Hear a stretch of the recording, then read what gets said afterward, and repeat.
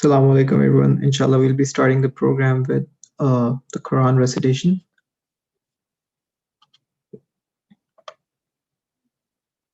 يا أيها الذين آمنوا اتقوا الله ولتنظر نفس ما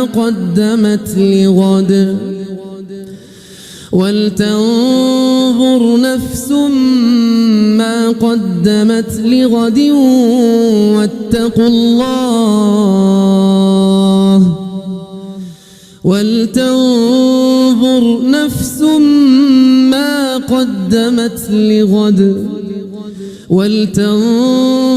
نفس ما قدمت لغد يا أيها الذين آمنوا اتقوا الله ولتنظر نفس ما قدمت لغد واتقوا الله إن الله خبير بما تعملون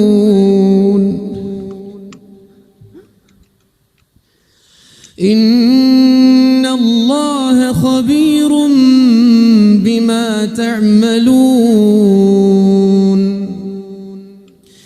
إن الله خبير بما تعملون ولا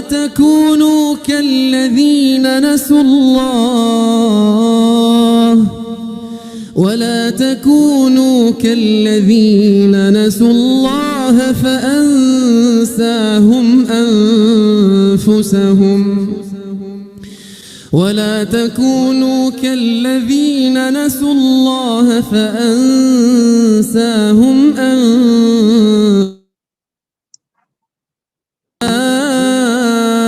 أولئك هم الفاسقون لا يستوي أصحاب النار وأصحاب الجنة لا يستوي أصحاب النار وأصحاب الجنة أصحاب الجنة هم الفائزون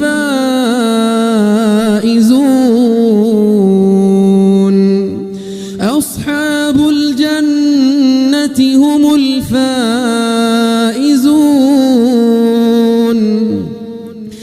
لو أنزلنا هذا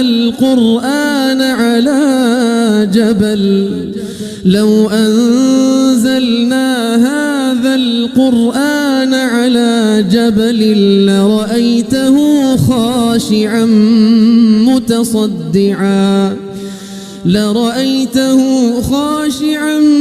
متصدعا من خشية الله لرأيته خاشعا متصدعا من خشية الله وتلك الأمثال نضربها للناس لعلهم يتفكرون هو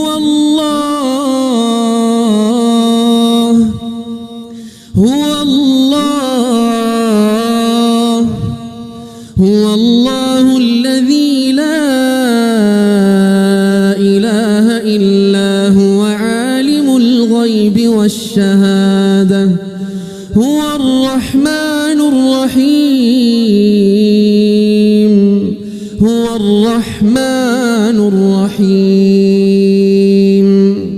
هو الله الذي لا إله إلا هو الملك القدوس السلام المؤمن المهيمن العزيز الجبار المتكبر سبحان الله عما يشركون. الخالق البارئ المصور له الأسماء الحسنى يسبح له ما في السماوات يسبح له ما في السماوات يسبح له ما في السماوات يسبح له ما في السماوات والأرض وهو العزيز الحكيم.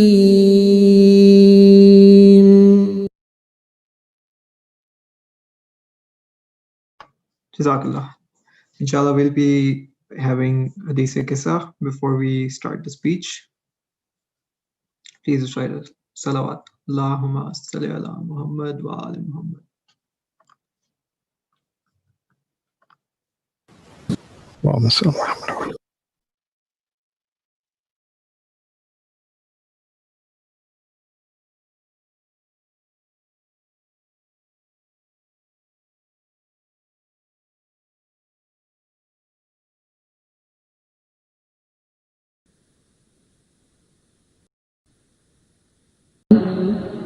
عن فاطمة الزهراء عليه السلام بنت رسول الله صلى الله عليه وسلم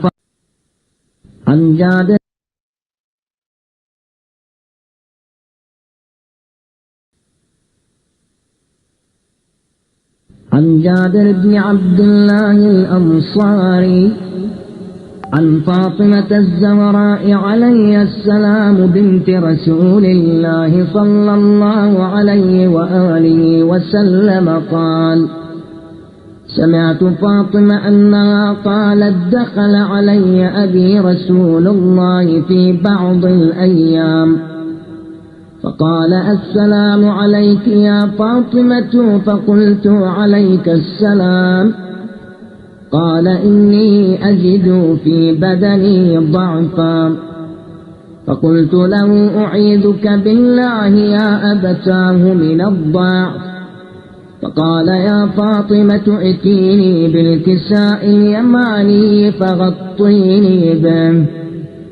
فأتيته بالكساء اليماني فغطيته به، وصرت أنظر إليه وإذا وجهه يتلألأ كأنه البدر في ليلة تمامه وكماله، فما كانت إلا ساعة وإذا بولد الحسن قد أقبل وقال: السلام عليك يا أماه. فقلت: وعليك السلام يا قرة عيني وثمرة فؤادي. فقال: يا أماه إني أشم عندك رائحة طيبة كأنها رائحة جدي رسول الله صلى الله عليه وآله وسلم. فقلت: نعم، إن جدك تحت الكساء. فأقبل الحسن نحو الكساء وقال: السلام عليك يا جداه يا رسول الله، أتأذن لي أن أدخل معك تحت الكساء؟ فقال: وعليك السلام يا ولدي ويا صاحب حوضي، قد أذنت لك. فدخل معه تحت الكساء، فما كانت إلا ساعة وإذا بولد الحسين عليه السلام قد أقبل وقال: السلام عليك يا أماه. فقلت: وعليك السلام يا ولدي ويا قرة عيني وثمرة فؤادي. فقال لي: يا أماه إني أشم عندك رائحة طيبة كأنها رائحة جدي رسول الله. فقلت: نعم، إن جدك وأخاك تحت الكساء. فدنا الحسين نحو الكساء وقال: السلام عليك يا جداه، السلام عليك يا من اختاره الله، أتأذن لي أن أكون معكما تحت الكساء؟ فقال: وعليك السلام يا ولدي وشافع أمتي، قد أذنت لك. فدخلا معهما تحت الكساء. فأقبل عند ذلك أبو الحسن علي بن أبي طالب وقال: السلام عليك يا بنت رسول الله. فقلت: وعليك السلام يا أبا الحسن ويا أمير المؤمنين. فقال: يا فاطمة إني أشم عندك رائحة طيبة كأنها رائحة أخي وابن عمي رسول الله. فقلت: نعم هو مع ولديك تحت الكساء. فأقبل علي نحو الكساء وقال: السلام عليك يا رسول الله، أتأذن لي أن أكون معكم تحت الكساء؟ قال له: وعليك السلام يا أخي ويا وصي وخليفتي وصاحب لوائي، قد أذنت لك. فدخل علي تحت الكساء. ثم أتيت نحو الكساء وقلت: السلام عليك يا أبتاه، يا رسول الله، أتأذن لي أن أكون معكم تحت الكساء؟ قال: وعليك السلام يا بنتي ويا بضعتي، قد أذنت لك. فدخلت تحت الكساء. فلما اكتملنا جميعا تحت الكساء أخذ أبي رسول الله بطرفي الكساء وأومأ بيدي اليمنى إلى السماء وقال: اللهم إن هؤلاء أهل بيتي وخاصتي وحامتي، لحمهم لحمي ودمهم دمي، يؤلمني ما يؤلمهم ويحزنني ما يحزنهم. أنا حرب لمن حاربهم وسلم لمن سالمهم، وعدو لمن عاداهم ومحب لمن أحبهم. إنهم مني وأنا منهم. فاجعل صلواتك وبركاتك ورحمتك وغفرانك ورضوانك علي وعليهم، وأذنب عنهم الرجس وطهرهم تطهيرا. فقال الله عز وجل: يا ملائكتي ويا سكان سماواتي، إني ما خلقت سماء مبنيا ولا أرضا مدحيا ولا قمرا منيرا ولا شمسا مضيئا ولا فلكا يدور ولا بحرا يجري ولا فلكا يسري إلا في محبة هؤلاء الخمسة الذين هم تحت الكساء. فقال الأمين جبريل: يا ربي ومن تحت الكساء؟ فقال عز وجل: هم أهل بيت النبوة ومعدن الرسالة، هم فاطمة وأبوها وبعلها وبنوها. فقال جبريل: يا ربي أتأذن لي أن أهبط إلى الأرض لأكون معهم سادسا؟ فقال الله: نعم قد أذنت لك. فهبط الأمين جبريل وقال: السلام عليك يا رسول الله. العلي الأعلى يقرئك السلام ويخصك بالتحية والإكرام.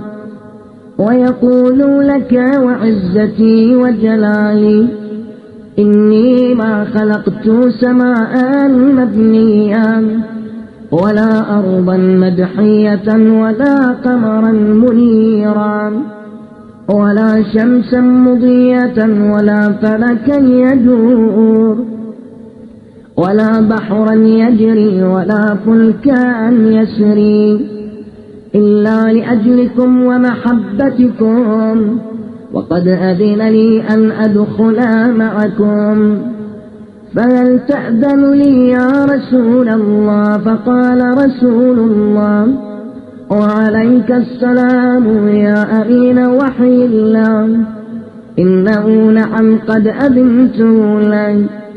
فدخل جبريل معنا تحت الكساء فقال لأبي إن الله قد أوحى إليكم يقول إنما يريد الله ليذهب عنكم الرجس أهل البيت ويطهركم تطهيرا. فقال علي لأبي يا رسول الله أخبرني ما لجلوسنا هذا تحت الكساء من الفضل عند الله.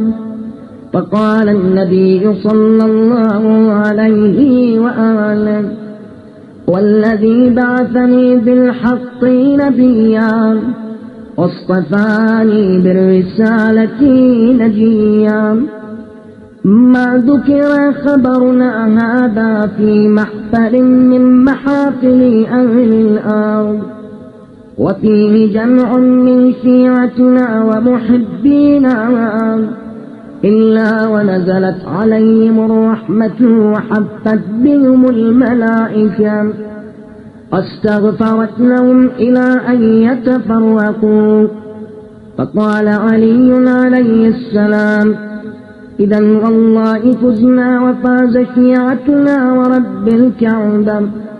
فقال أبي رسول الله صلى الله عليه وآله يا علي والذي بعثني بالحق نبيا واصطفاني بالرسالة نجيا ما ذكر خبرنا هذا في محفل من محافل أهل الأرض وفيه جمع من شيعتنا ومحبينا وفيهم مهموم إلا وفرج الله هما ولا مغموم إلا وكشف الله غما ولا طالب حاجة إلا وقضى الله حاجته.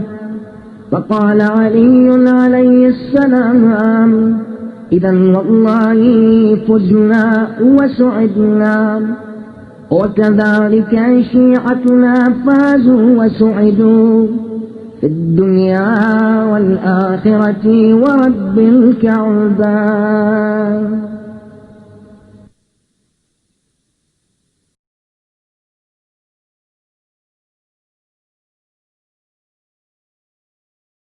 कहते हैं ज़हरा के लाल अम्मा बुला लो हमें गम से है दिल पायमाल अम्मा बुला लो हमें कहते हैं ज़हरा के लाल अम्मा बुला लो हमें नाना भी सर पर नहीं आप भी अब चल बसी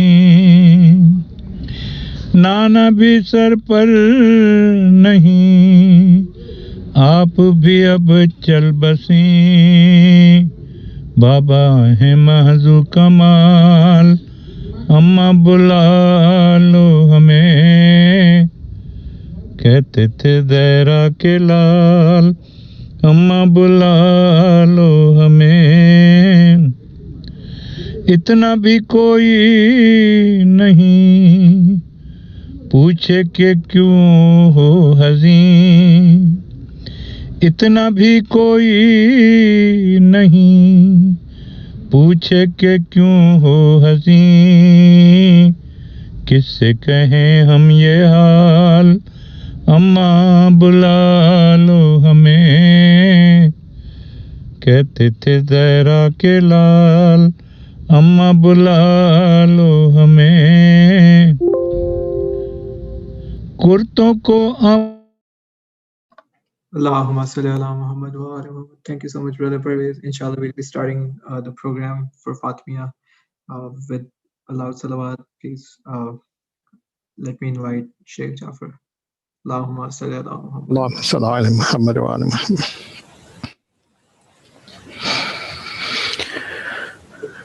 أعوذ بالله من الشيطان اللعين الرجيم. بسم الله الرحمن الرحيم وبه نستعين. الحمد لله الذي جعل الحمد مفتاحا لذكري وسببا للمزيد من فضله ودليلا على آلائه وعظمته، ثم الصلاة والسلام على خير خلقه سيدنا ونبينا وحبيب قلوبنا أبي القاسم المصطفى محمد. اللهم صل على محمد وعلى محمد وعلى آله الطيبين الطاهرين المعصومين، لا سيما بقية الله في الأرضين، أرواحنا له فداء. أما بعد، فقد قال الله سبحانه وتعالى في كتابه الكريم: بسم الله الرحمن الرحيم. إنما يريد الله ليذهب عنكم الرجس أهل البيت ويطهركم تطهيرا. اللهم صل على محمد. Assalamu alaikum wa rahmatullahi wa barakatuh. Mu'mineen and mu'minat. First and foremost, I give my condolences to all of you on the occasion which we are commemorating, and that is the Shahadat of Fatima Zahra, salamullah alayha.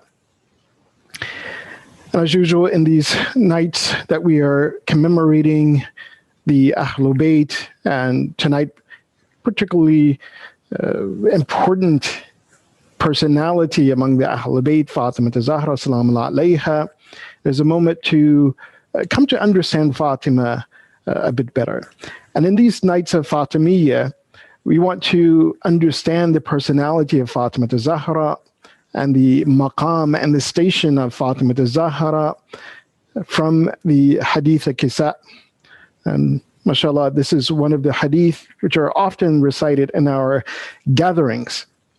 Many times we recite this hadith simply for the tabarruk and the blessings, and particularly those blessings that are mentioned at the end of the hadith kisa, that one who recites this, or in fact those group of individuals who recite this, and I'll come back to that it is something that it should be done in a group, that those group of believers who gather and who recite the hadith kisa, they will be blessed with mercy.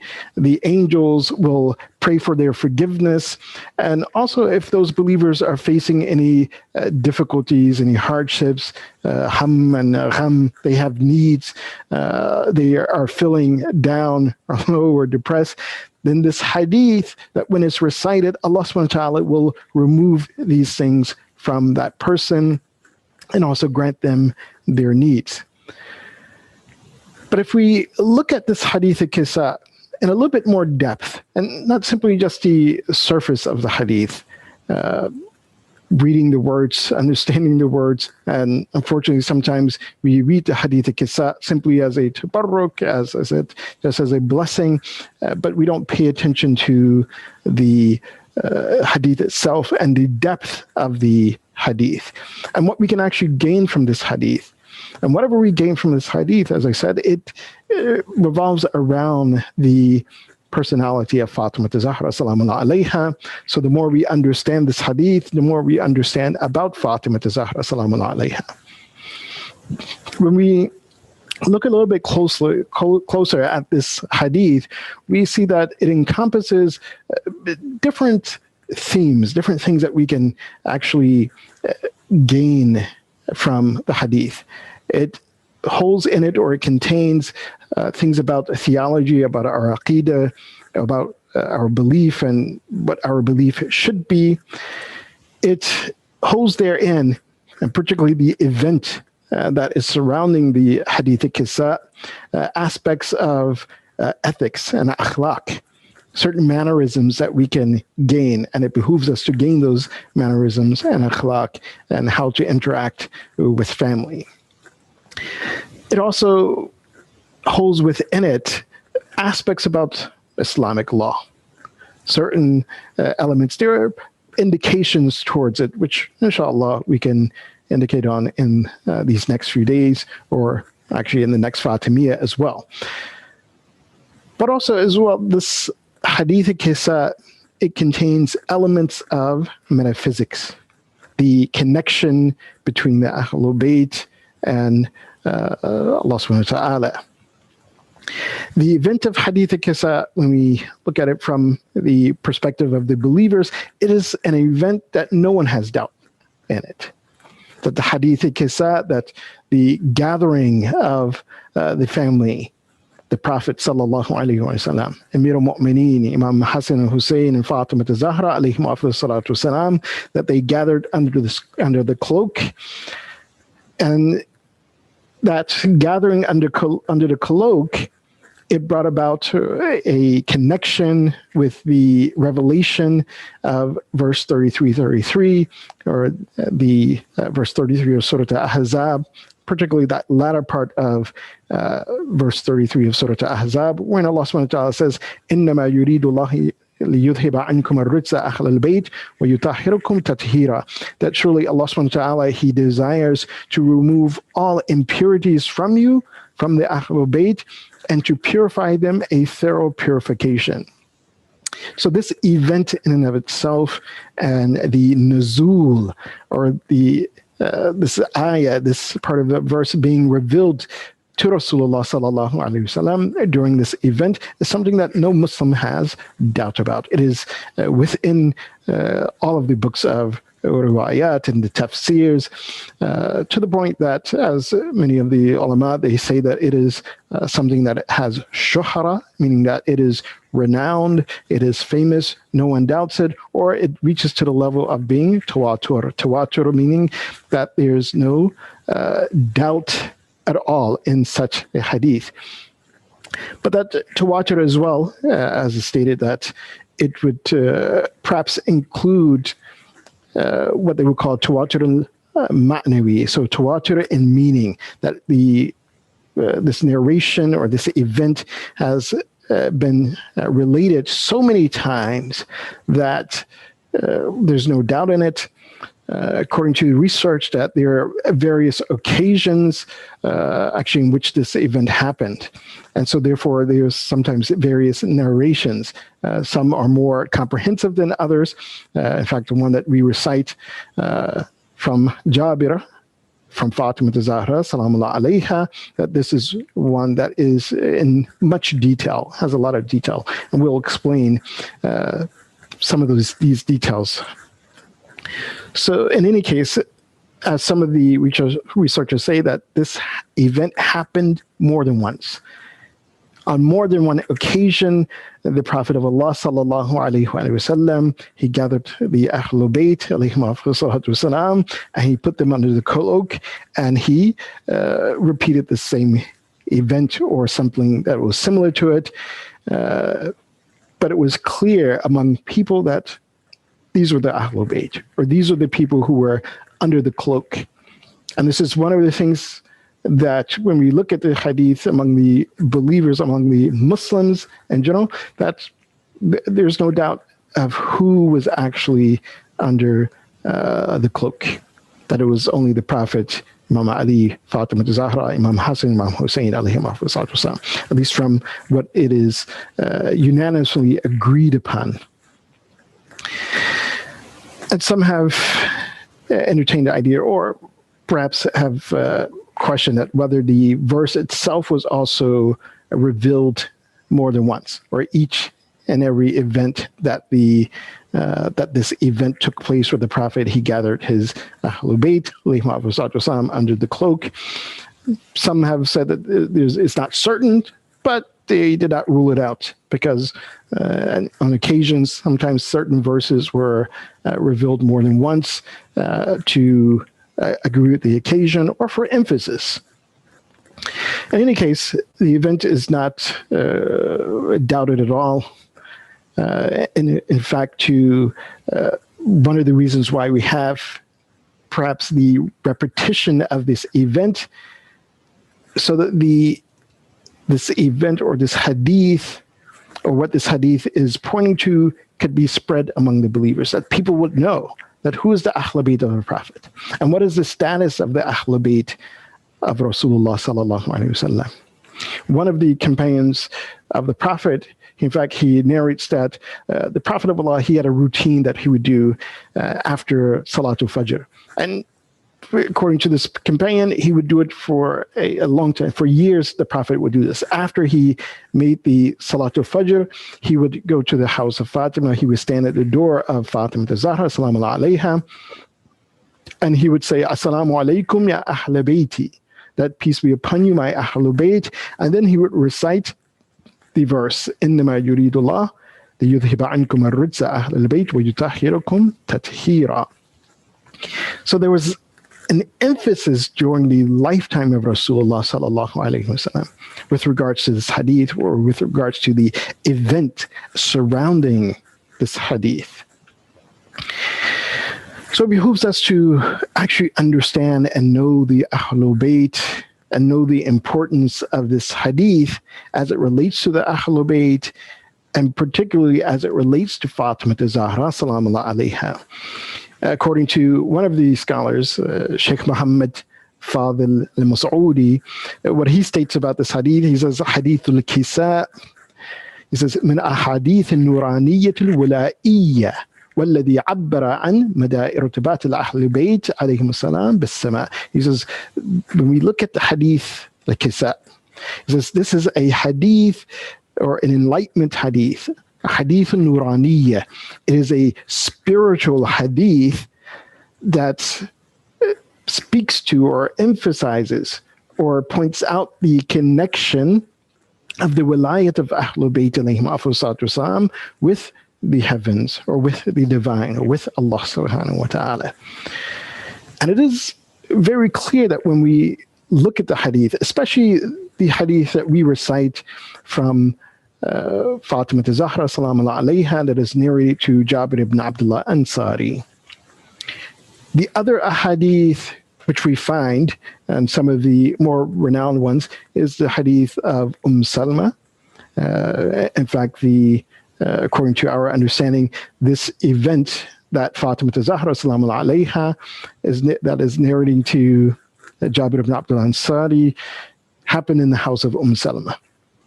So we find even Salma, salamu alayha, that she's also relating the event. According to other narrations, Aisha, she also related the event. Some say that the event happened in her house as well. But the shuhra, what is more renowned, is that it happened in Salma's house. But nonetheless, one of the events could have also been in the home of Aisha as well. As we said, that the event itself was repeated on multiple occasions. Ibn Abbas, he also narrates and relates this hadith. And these are among the famous ones. And as I said, the hadith of Jabir ibn Abdullah Ansari is the strongest. One reason why we can consider this a stronger narration, or perhaps a more detailed narration, when we read the other narrations about the event of the Kisat, that when the Prophet, he came and he was covered with the cloak, and then the Ahlul Bayt alayhim afdalus salam, they came under the cloak.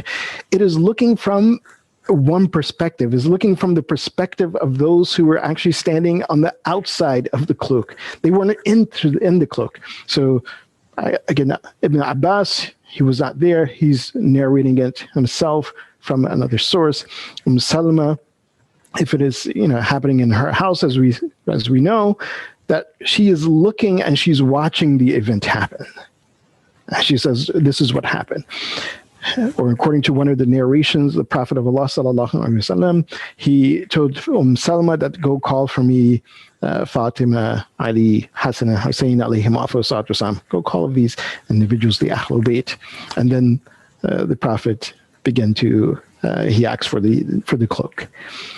Likewise, if it is happening in the house of Aisha and she's narrating, she's looking from the outside, looking in that, oh, well, this is what happened. Whereas the hadith and the narration of Fatima Zahra salamullah alayha is from the perspective of one who was in the cloak, was under the cloak. Someone who, from the very beginning of the event, that when the Prophet came, and then when the Imam Hassan, Imam Hussein came, and Amir al-Mu'mineen came, and then herself, and of course, when Jibra'il, he came. And this is one of the things that Fatima Zahra salamullah alayha, she narrates that Jibra'il also joined the Ahlul Bayt under the cloak. But this is not from the perspective of those who were standing on the outside of the cloak. So this is one of the, again, very fine points about this narration that we recite. And when we look at this narration from Fatima Zahra, salamullah alayha, to Jabir ibn Abdullah Ansari, of course, this question could arise as well, that, well, how come Jabir ibn Abdullah Ansari, he did not ask Imam Ali about what happened, or even the Prophet of Allah? He was very close companion to the Prophet of Allah, sallallahu alayhi wa sallam. He could have asked Amir al-Mu'mineen, Ali ibn Abi Talib, alayhi salatu salam. He could have asked Imam Hassan and Hussein, even though they were young boys. Again, they were young but full of knowledge and understanding. When we read their life, we know that even at that young age, they were ma'asum, they were again alim, they were people who had knowledge. But he asked Fatima Zahra salamullah alayha instead. So this shows the maqam of Fatima Zahra. So this is one of the aspects that we learn from this hadith Qissa. The status of Fatima Zahra, her status of knowledge, maqamuha ilmi. So what is the knowledge that Fatima Zahra salamullah alayha holds? And this is one of the reasons why Jabir ibn Abdullah Ansari, that he went and he asked Fatima Zahra, according to some of the narrations, that he came to Fatima, he asked Fatima about what happened. And this is why we read in the very beginning, and Jabir ibn Abdullah al-Ansari and Fatima Zahra alayhi salam, binti Rasulillah sallallahu alayhi wa sallam. So when Fatima Zahra salamullah alayha, she begins to narrate this event,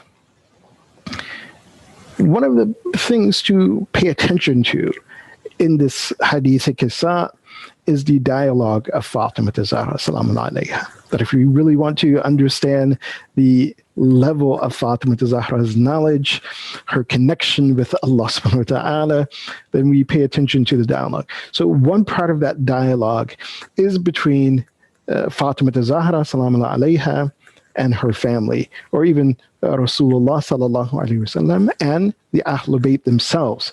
As she states that the Prophet, he came to her, was that قال دخل علي أبي رسول الله في بعض الأيام فقال السلام عليك يا فاطمة فقلت عليك السلام. So there is a dialogue that's going on between the Prophet of Allah and the Ahlul Bayt. Once with Fatima, and then with Imam Hassan, Imam Hussein, Imam Ali, and then with Fatima again. Also, when each of the individuals and the members of the Ahlul Bayt, they enter into the home, again, they are speaking with Fatima. So Fatima Zahra salamullah alayha, she is narrating what that interaction was and what happened, who said what. And then Fatima Zahra, also in this hadith Qissa, when we pay attention to the dialogue, the conversation, who's talking to who, she's narrating again, without a wasita, without someone who is in between her saying that, oh, well, this is what this person said. No, she's narrating directly, just as she tells Jabir, look, my father came, he said this to me, I said this to him, her children came, they said this, and I said this to them. Imam Ali came, and we had this discussion. They went to the Prophet, and they asked for permission. The Prophet granted them permission. She's narrating all of this because she heard this, what happened. She heard the dialogue.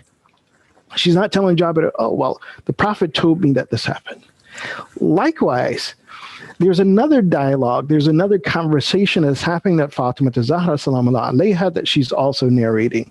And that is when Allah subhanahu wa ta'ala begins to tell his angels and all those who are stationed in the angelic realm that who are these folks who are under the cloak? So Fatima is not saying that, oh, my father told me this. Ya Rasulullah, he told me that this is what happened. No, it is Fatima Zahra salamullah alayha. She says that when we completed our sitting, that when all of us were under this cloak, قال Allah, then Allah said, Ya malaikati wa ya sukkana samawati, that, oh, my angels and oh, those who are in that angelic realm, any of Allah subhanahu wa ta'ala's creation who also reside, that their spiritual level has risen to the point that they're in that angelic realm. So Allah subhanahu wa ta'ala calls out to them that these folks who are under the cloak, that I've done all of this and created all of this, limahabbati ha'ula, for them. So Fatima Zahra, in other words, she's hearing that dialogue between Allah wa malaika wa sukan samawati. She hears the dialogue, the third dialogue and conversation that she hears as well, that dialogue between Allah subhanahu wa ta'ala and Jibreel alayhi salam. So when Jibreel, he asks Allah subhanahu wa ta'ala that, oh, you've done all of this for the love of these people, and they were whom? Fatimatu wa abuha wa ba'luha wa biniha. Fatima and her father and her husband and her children. So then Jibreel, he asks Allah subhanahu wa ta'ala for permission to come down. Fatima Zahra salamullah alayha, she's narrating this dialogue directly. And then when Jibreel, he comes and he delivers the revelation to Rasulullah sallallahu alayhi wasallam. And we should not have any confusion here that Jibreel, he delivered this verse, إنما يريد الله ليذهب عنكم الرجس أهل البيت ويطهركم تطهيرا. He delivered it to Rasulullah sallallahu alayhi wasallam. But the way that it is stated says that Jibreel said that Allah subhanahu wa ta'ala awha ilaykum, that Allah subhanahu wa ta'ala has revealed this verse. You can say about you all. Ilaykum is plural.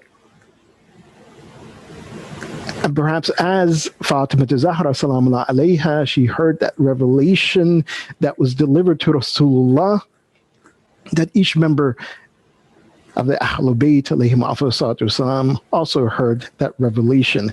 And one of the riwayat from Amir al-Mu'mineen Ali ibn Abi Talib alayhi afsalatu wasalam, he also states that when Jibreel would deliver the message of wahi to Rasulullah, he says, I wouldn't see Jibreel, I could not see Jibreel, but I heard Jibreel. So here we understand that Fatima Zahra salamullah alayha, she heard the conversation between Allah and the angels. She heard the conversation between Allah and Jibreel. When Jibreel was told to deliver the verse to Rasulullah, she heard the revelation. She heard Jibreel reciting these words, this verse to the Prophet sallallahu alaihi wasallam. And this is not something that is strange. People would say, oh, how is it that Fatima Zahra salamullah alayha, she can hear that? Unfortunately, we attach ourselves so much to this mundane and physical world instead of purifying ourselves to the point that we will have such a connection with Allah subhanahu wa ta'ala, that we would have such a connection with the world beyond this physical world. And this is something that Allah subhanahu wa ta'ala, that He speaks about also in the Quran. Allah subhanahu wa ta'ala, with regards to the mother of Musa, Musa, He spoke to her. That He, again, whether you want to call it ilham, as some say, the inspiration, but nonetheless, she was able to understand the communication from Allah subhanahu wa ta'ala. As Allah subhanahu wa ta'ala, He states in Surah Al-Qasas, that's chapter 28 of the Quran, verse 7, He says, وَأَوْحَيْنَا إِلَىٰ أُمِّ مُوسَىٰ أَنْ أَرْضِعِيهِ. So we revealed and we spoke to the mother of Musa to feed this baby, feed Musa. أَرْضِعِيهِ فَإِذَا خِفْتِ عَلَيْهِ فَأَلْقِيهِ فِي الْيَمِّ.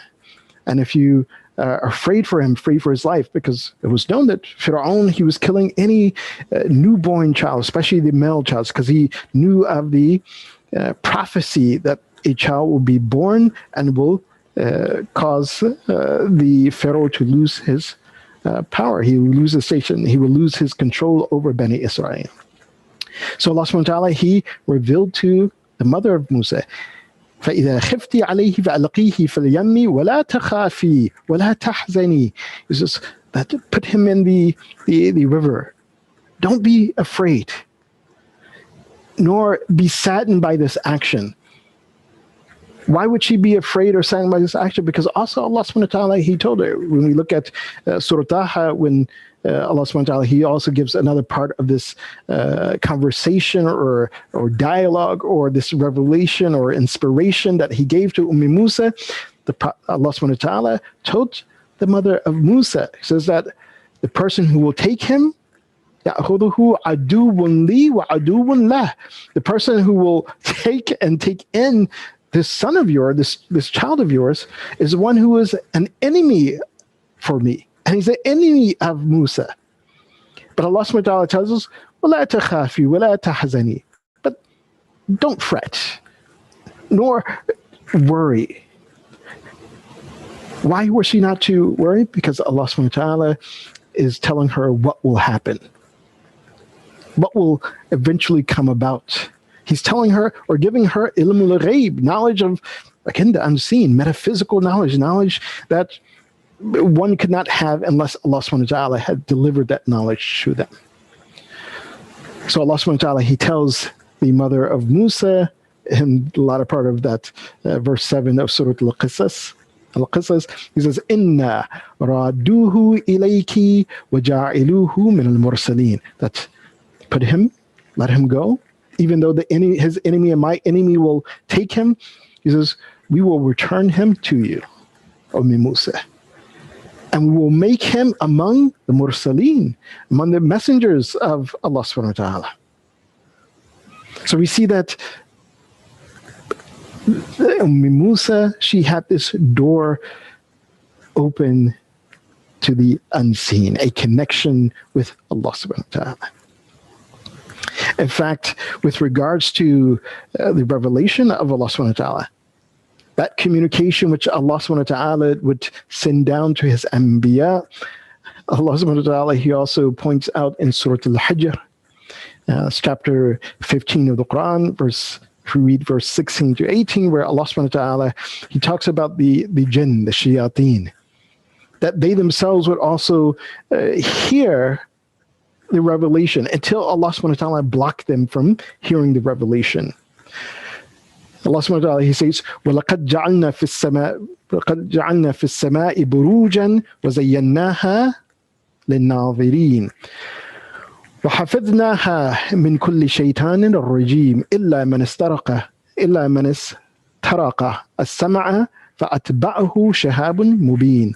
So Allah subhanahu wa ta'ala, He says that we have created in the heavens, in the sky, Now, the sky or this heaven, as some of the Mufassirin, they state, perhaps not this physical and mundane sky that we know, perhaps a metaphysical sky that Allah subhanahu wa ta'ala is talking about. And so likewise, the stellar formations, the stars, the Najum, or the Buruj, which Allah subhanahu wa ta'ala He's speaking about here, may not be these celestial spheres that we know that are in space.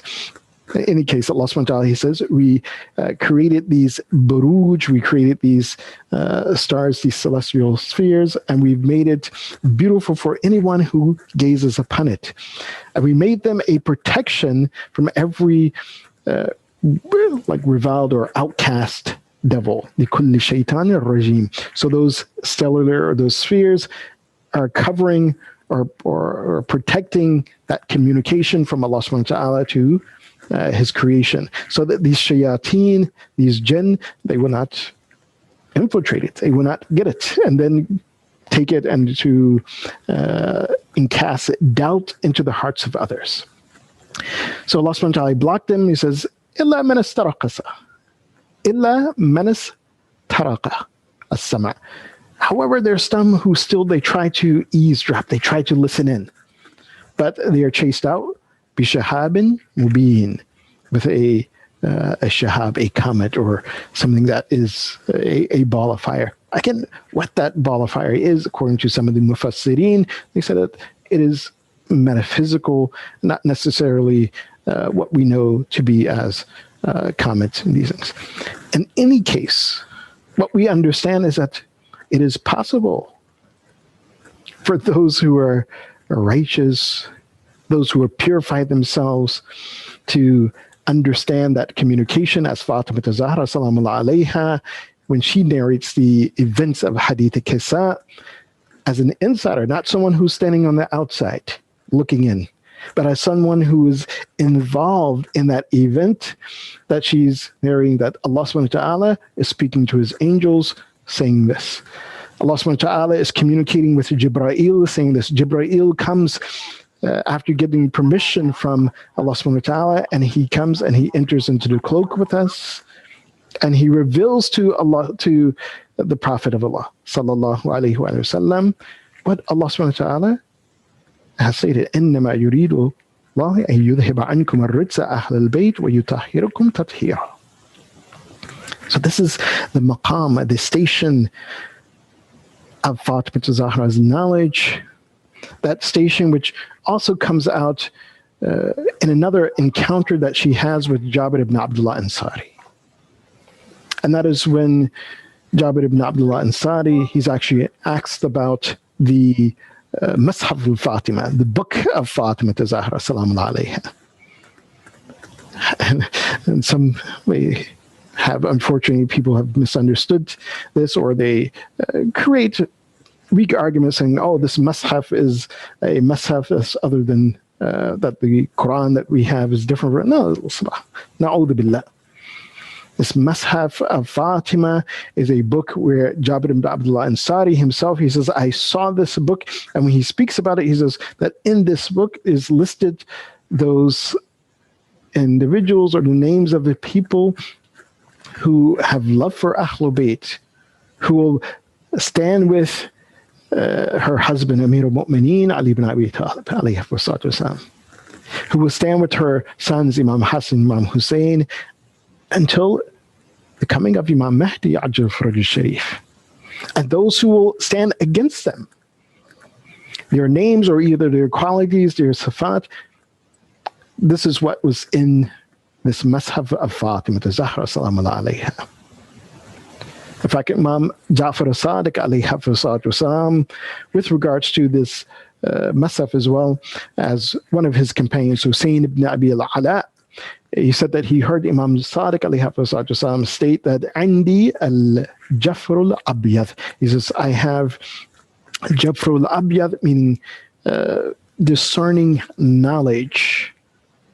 And this Jafr al-Abyad kind of indicating that this is a discerning knowledge, which is perhaps appear, which is metaphysical in some sense, or knowledge that is connected to the Anbiya of Allah subhanahu wa ta'ala, knowledge that is connected to Allah subhanahu wa ta'ala. Because when Hussein ibn Abi A'la, when he asked Imam Sadiq about this, that what is this Jafar al-Abiyat? So Imam Sadiq, alayhi he said, it is the Zabur of Dawood, that book that was revealed, or the revelation to Dawood, wa Tawrati Musa, wa Injili Isa, that the knowledge of what was revealed to Dawood, the knowledge of what was revealed to Musa, the knowledge of what was revealed to Isa, wa Suhaf Ibrahim, and that knowledge and the book which was revealed to Ibrahim, wal halali wal haram, and that which is permissible and that which is forbidden, wa Mashaf Fatima, and I have the Mashaf of Fatima. And he says, وَمَا أَزْعَمُوا أَنَّ فِيهِ قُرْآنًا, and there's nothing of the Quran in this Mashaf of Fatima al-Zahra. وَفِيهِ مَا يَحْتَاجُ النَّاسُ إِلَيْنَا, but what is written in there is what people need from us. So this book, or this writing of Fatima al-Zahra, contains either the qualities or the names of those folks who will be standing with Ahlul Bayt and those who will stand against them. It contains therein the knowledge, which, as Imam Sadiq, he says that when he reads it, he understands from it مَا يَحْتَاجُ النَّاسُ إِلَيْنَا, that what people need from us. What is their need towards the Ahlul Bayt alayhim afdal salatu wasalam? وَلَا نَحْتَاجُ إِلَىٰ أَحَدٍ شَيْءٍ. And it also explains that as the Ahlul Bayt, they're not in need of anyone or need of anything from anyone. حتى أن فيه حد بالجلدة, and it contains that which pertains to the law. And he says, وَنِصْفُ الْجَلْدَ وَثُلْثُ الْجَلْدَ وَرُبُعُ الْجَلْدَ وَأَرْشُ الْخَدْشِ. In other words, what are the measures of Islamic law, even to the point that if someone scratched someone and it just simply broke the skin, this is what the Mashaf of Fatima is, according to this narration of Amir al-Mu'mineen, of Imam Sadiq alayhi salatu wasalam. Then he tells Hussein ibn Abi A'la, he says, وَعِنْدِي جَفْرُ الْأَحْمَرِ, he says, and I also have Jafr al-Ahmar. He says, I have that knowledge which contains this dunya, a discerning knowledge and understanding. And Hussein, he asks about that. He says, what is this discerning knowledge? Imam Sadiq alayhi wasallam, he says, as-silah, as-silah, the safe. He says that either we will create a discerning measure, in other words, among mankind, what we can understand from this, through our knowledge, through our understanding, or by the sword. And of course, Imam Hussein alayhi wasallam, he was the one who raised the sword in order to protect Islam. And Imam Zaman, Ajil Faraj Sharif, again, he will come with the sword in order to establish the kingdom of Allah subhanahu wa ta'ala upon this earth. But at the same time, they will also have this knowledge that connects them to the sirat of the Anbiya, the prophets of Allah subhanahu wa ta'ala. And as a part of that knowledge is what they understand from the Mashaf of Fatima al-Zahra salamullah alayha. And that Mashaf of Fatima al-Zahra, according to other accounts of what exactly it is.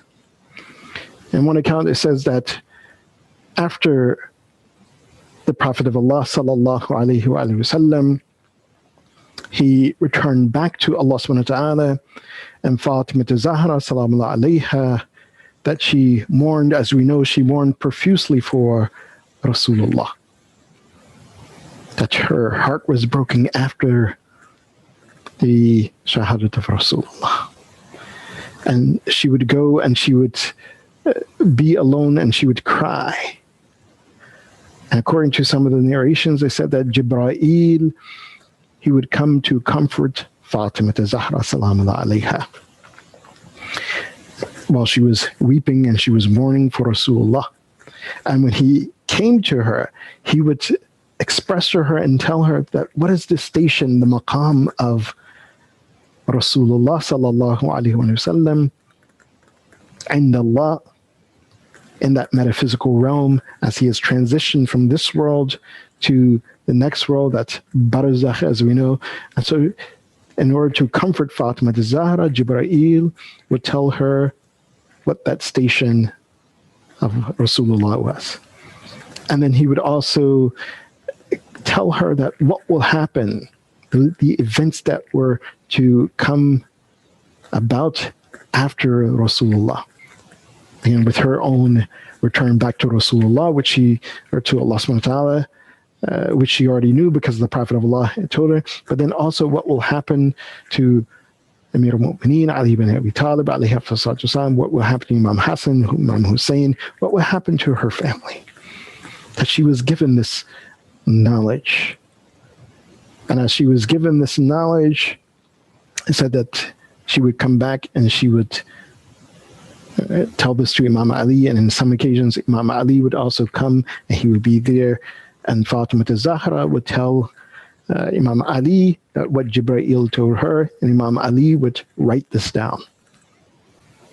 So it was to Fatima Zahra, but transcribed by Amir al-Mu'mineen Ali ibn Abi Talib alayhi salatu wasalam. So this is the Mashaf of Fatima Zahra. This is the maqam of ilm of Fatima Zahra salamun alayha. One from the Hadith al-Kisa, where she hears that communication between Allah subhanahu wa ta'ala, his angels, and between Allah subhanahu wa ta'ala and Jibreel. Here Jibreel also is coming to comfort her after the demise of Rasulullah sallallahu alayhi wa sallam. And she dictates this to Imam Ali, and he writes it. And this is the Masaf of Fatima Zahra that Jabir ibn Abdullah Ansari, he gains from Fatima Zahra. So on two occasions, Jabir ibn Abdullah Ansari, that he is taking from the knowledge of Fatima Zahra salamun alayha.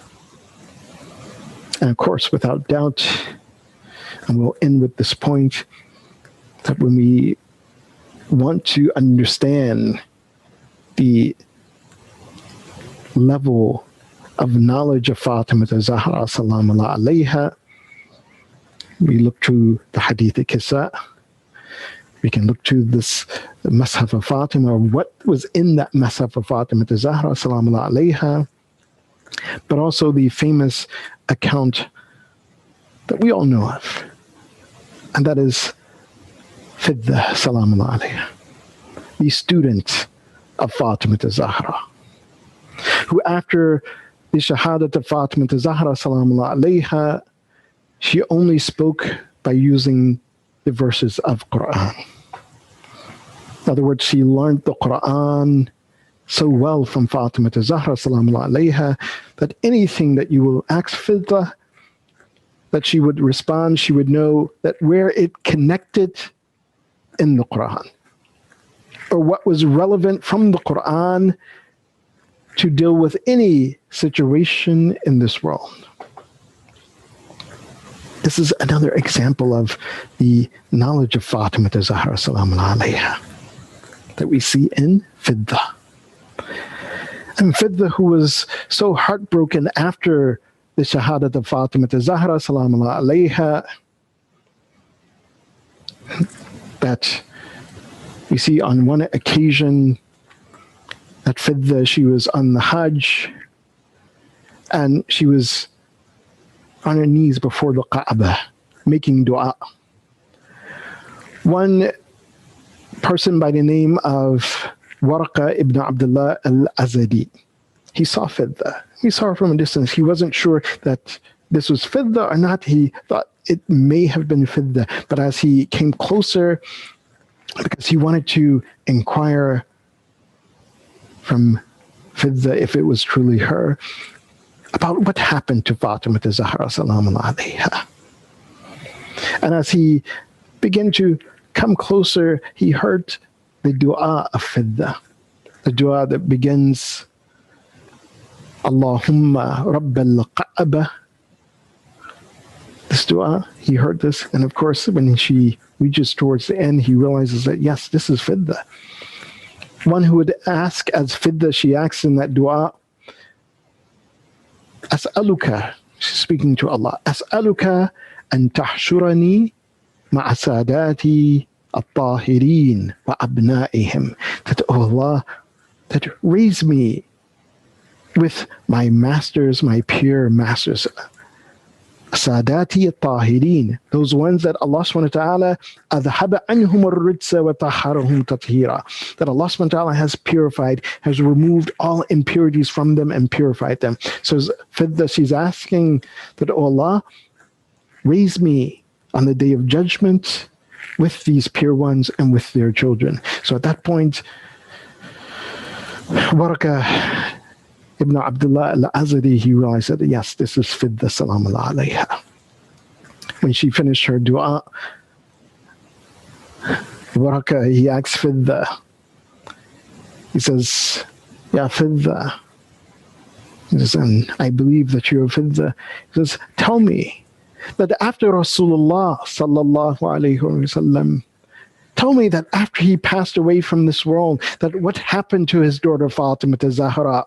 Waraka, again, he was not from Medina, so he did not know what happened in Medina. All he knew is that something happened to the daughter of Rasulullah.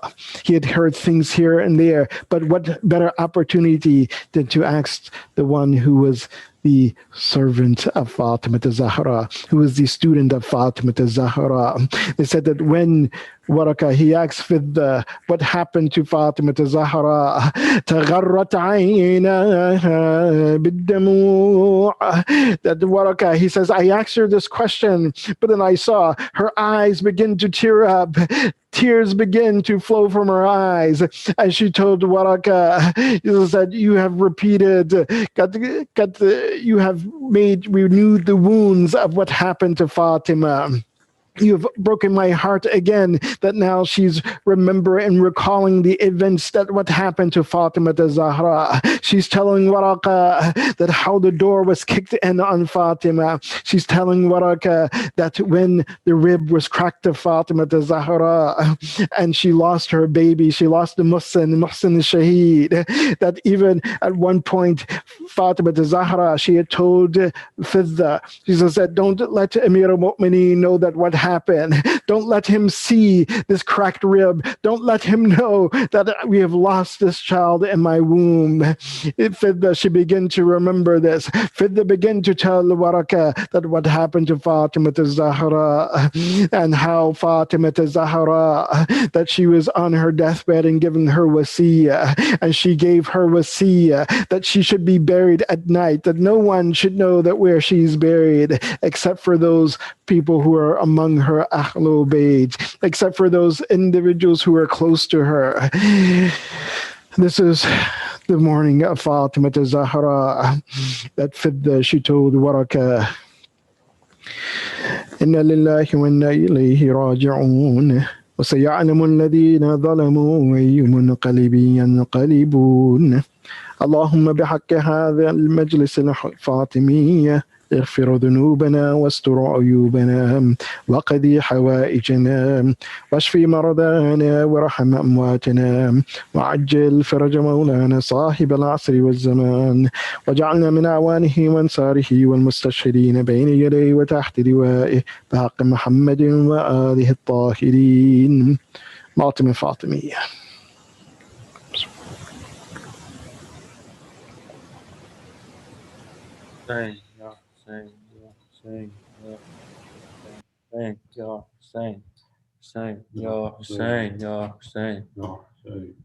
पहलू भी शिकस्ता है, तुर्बत भी शिकस्ता है, पहलू भी शिकस्ता है, तुर्बत भी शिकस्ता है, पहलू भी शिकस्ता है, तुर्बत भी शिकस्ता है।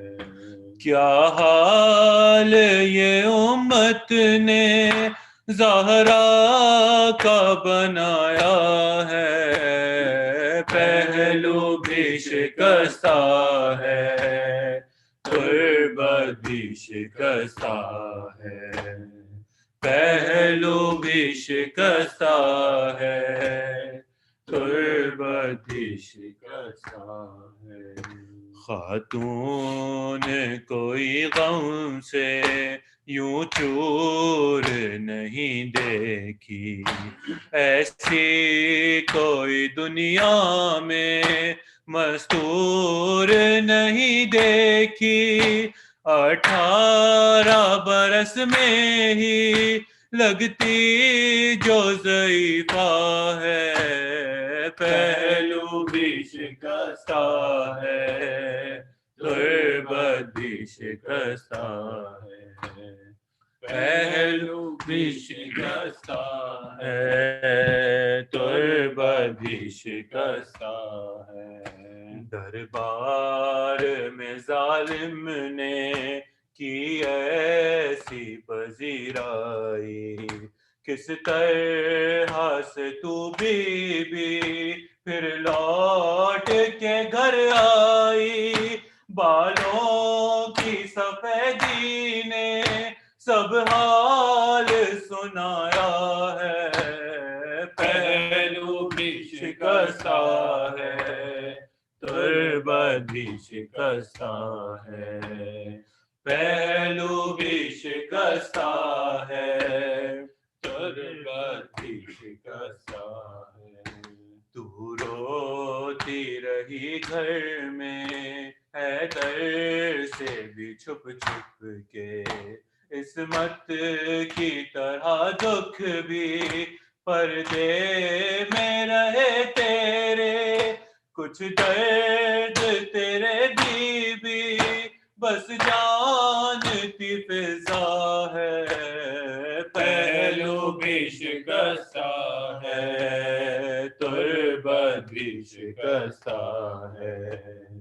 پہلو بھی شکستہ ہے، تربت بھی شکستہ ہے، مرہم تیرے زخموں کا بی بی نہ ملا اب تک، اولاد امیہ کی باقی ہے جفا اب تک، رونے پہ بھی پہرا تھا، تربت پہ بھی پہرا ہے، پہلو بھی شکستہ ہے، تربت بھی شکستہ ہے، پہلو بھی شکستہ ہے، تربت بھی شکستہ ہے، تصویر حقیقت کی خوابوں کو بنا دیجئے، اے بی بی تکلم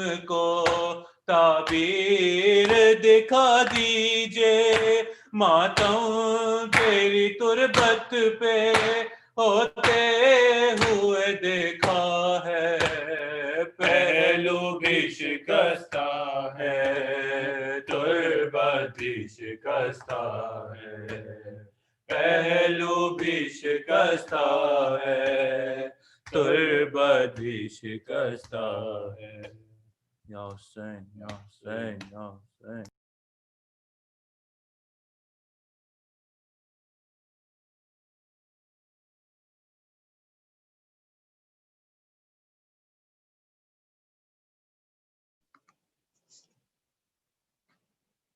Sheikh, do you want to do ziyarat? Yes, inshallah. أزور سيدتي ومولاتي أصالة عن نفسي ونيابة عن والدي ووالدي والدي ومن قلدني بالزيارة. السلام عليك يا سيدتي نساء العالمين، السلام عليك يا والدة الحجج عن الناس أجمعين، السلام عليك أيتها المظلومة الممنوعة حقها، اللهم صل على أمتك وابنة نبيك وزوجة وصي نبيك صلاة تزلفها فوق زلفى عبادك المكرمين من أهل السماوات وأهل الأرضين. السلام على فاطمة وأبيها وبعلها وبنيها وبنيه وأبنائها وبنيها، لا سيما بقية الله في الأرضين. السلام عليك يا مولاي يا صاحب العصر والزمان، السلام عليك يا خليفة الرحمن، السلام عليك يا إمام الإنس والجن، عجل الله تعالى فرجك وسهل الله تعالى مخرجك وظهورك، وجعلنا من أعوانك ومسارك والمستشهدين بين يديك وتحت لوائك. السلام عليكم يا أهل بيت النبوة جميعا ورحمة الله وبركاته. Allahumma salli ala Muhammad اللهم wa صل ala على Muhammad. محمد وعلى محمد. Thank you so much, Sheikh. Thank you, Thank you. Muhammad, for the Latmiya. Inshallah, tomorrow we will be having another program for Fatimiyya. And tomorrow we also have Drive to Tabarruk, sponsored by the Rizvi family. So, inshallah. Assalamu alaikum.